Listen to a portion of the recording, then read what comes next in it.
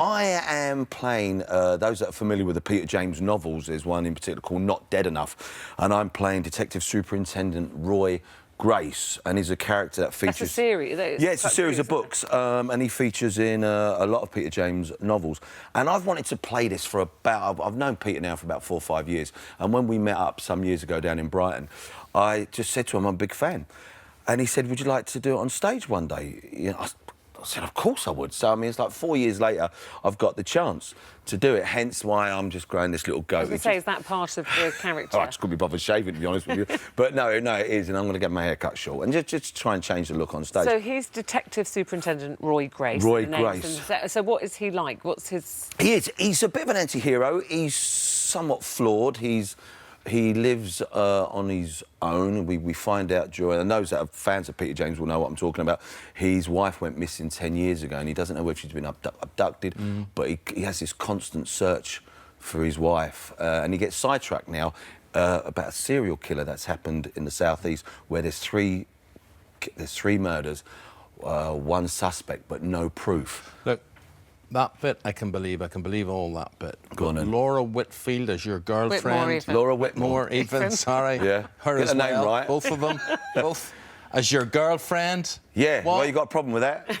Yeah. I know, I have. But yeah, it's fairly evident when you see, because she plays a character called Cleo, and she works in the mortuary. She's a pathologist. And you'll see how the story plays out on stage and why he's with her. Yeah, so it's a psychological thriller.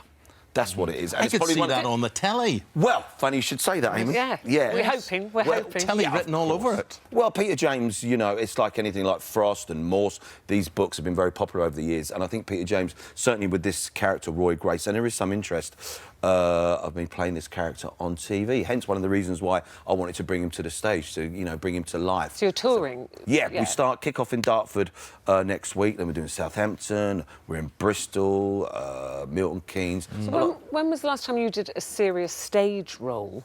Because I know you do serious acting, and you do like panto. Well, myself and Jessie, we did the Peter James novel last year. That was called The Perfect Murder. That was more of a black comedy. Yeah. Before that, I took over from Christian Slater and I did McMurphy in One Flew Over the Cuckoo's Nest. Oh, that's a great... That was some years ago. So really, and out of a lot of stage stuff I've done, this is probably one of the toughest roles I've taken on because it is dark and you know, and it is a psychological thriller. Well, so I suppose people have expectations. You're saying a lot of fans of the novels, of the books. Yeah. Because you know, when you read something, you create that character, don't you? Yeah, and it was interesting because I was Tom Cruise, who plays Jack Reacher. Those that are familiar with those books, you read it, and he's a 6'2" blonde. Yeah. And you've got, you know, Tom, of course, who's not that. So I think people have got. But I've enjoyed the films. I've enjoyed the Reacher films. Yeah, no, I have as well. Yeah, you know, very much so. But then, say EastEnders would have knocked your door. Alfie Moon isn't dead and gone. He's gone, but he's not dead. How long realistically would it take, bearing in mind all the things that you have in the pipeline and planned, if they said, we want you back on EastEnders?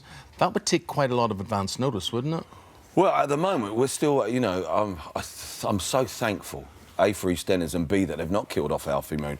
But the new drama with Cat and Alfie starts, I think, around about the end of March. So at the moment... So have you filmed all that? Yeah, that was done last year in 5 months in Ireland, so that's all in the can now. So it'll be interesting when that story plays out, that's 6 1-hours, which is a standalone Cat and Alfie drama. So this is that they've gone off to Ireland, she's looking for her son. Yeah. Does that carry on, that story, or is this a... Yes, no, it is. It carries on. And of course, you've got Alfie with his brain tumour. And that story plays out over 6 1-hours. And who knows, maybe, you know, if the opportunity's there, we could go back to EastEnders after.